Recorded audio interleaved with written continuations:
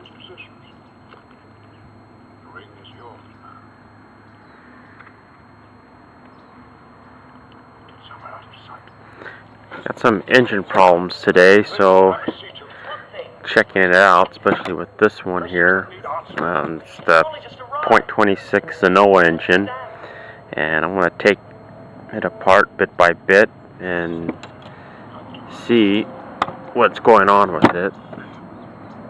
And luckily, whatever parts I need, I could take it off this Zenoah and put it on that one, so I could get this Proline monster running.